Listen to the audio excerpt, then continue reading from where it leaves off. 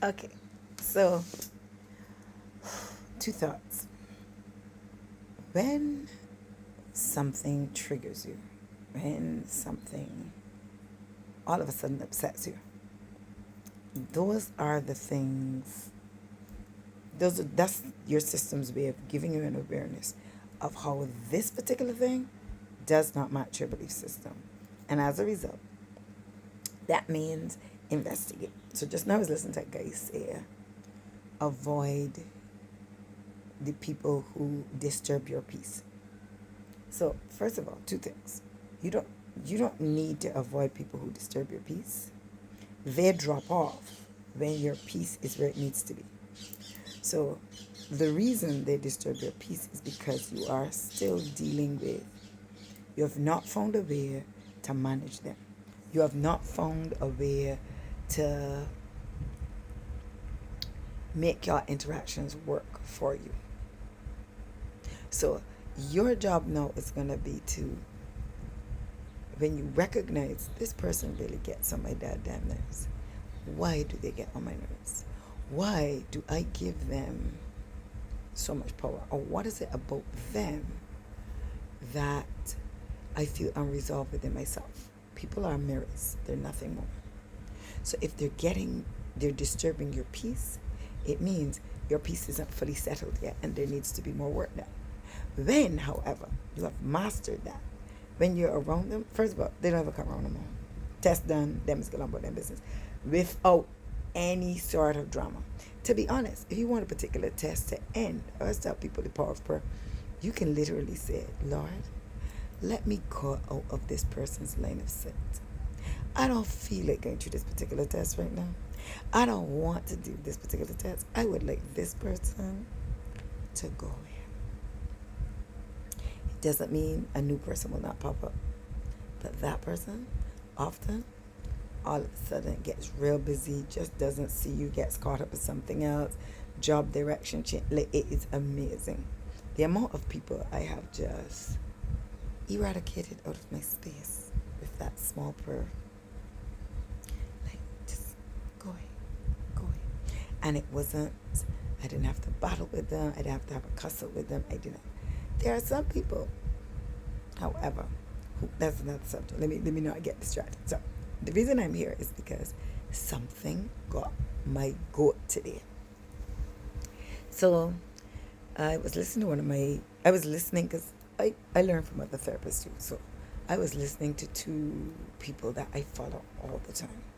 And they had a cut of a lady explaining that often when there's a couple dynamic where one party is always begging, can we have a conversation about the relationship?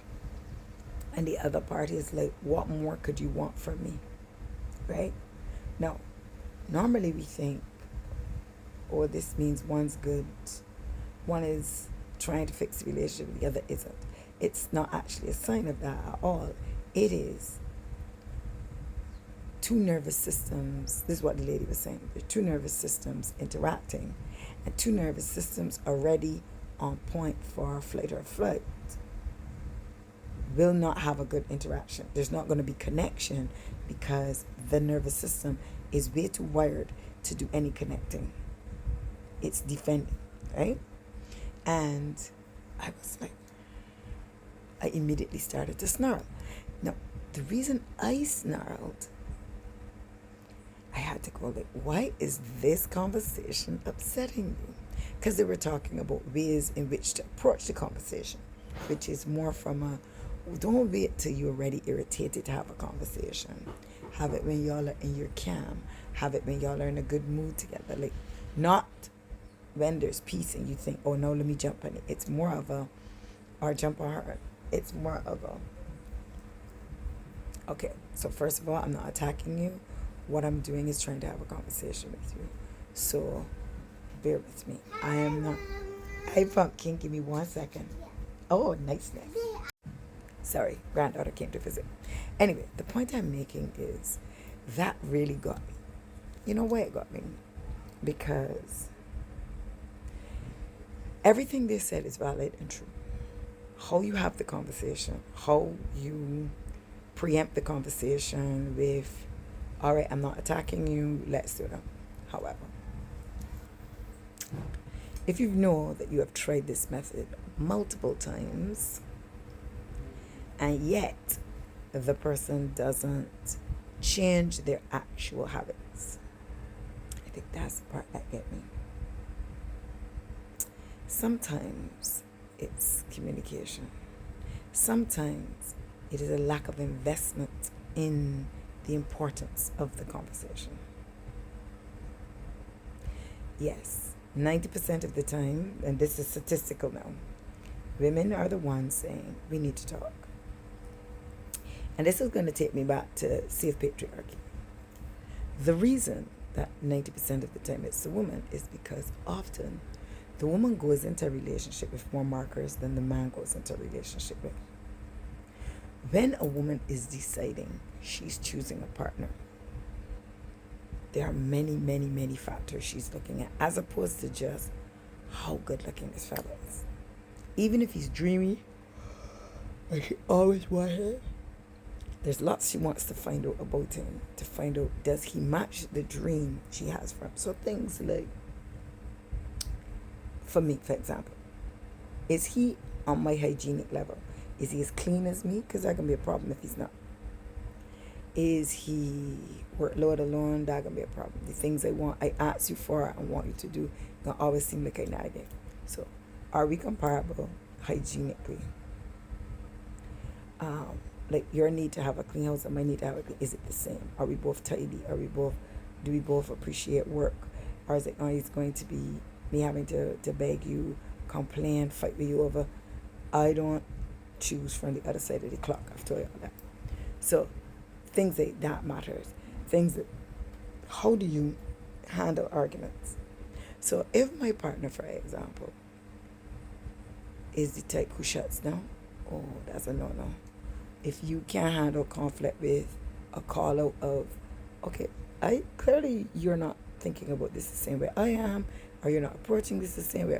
If we can have one of those calm, bring it to a head, but pick it apart, and so we approach it and get results, I don't know. Any level of shutdown, immaturity in a conversation, no. If you're the avoidant type, if you're the type who would like to skip along like nothing happened, that is a no for me. So when we going on multiple different points. However, sometimes men choose women on, I like how she look, I like where she's at, I like where she's whatever, and then figure I could work with whatever. It isn't like that for us. So of course now, there's things I need to discuss about the conversation, because also, if you're not doing these things, it's going to affect our goal system. You understand this? So like, I can't move the relationship forward because we ain't even starting from the same place. That can cause a noise for me. So I say, sometimes it's, you're not even invested in trying, because your marker is, we together. My marker is, where are we going together? See how them two goal things make a vast difference?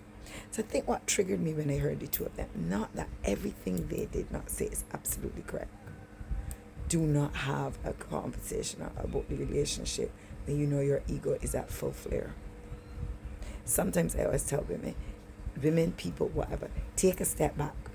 Take one step back and write out on paper, what is it I'm feeling? What are the areas that this person can do something about?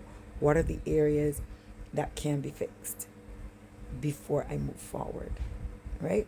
Before you even have the conversation. So you're right. You take the nerve endings out and you're only dealing with the matters that actually can be changed. But know that even after you do that and the body don't change, this isn't a communication and this isn't a nerve problem. This is a them interested in trying at this relationship. Make peace with that and move along. Don't fight with it right time. And keep hoping. Move on. Anyway, have an absolutely beautiful day. And try not to be triggered. But if you are, thank the Lord, because there's one more thing now you can fix. Have a great day.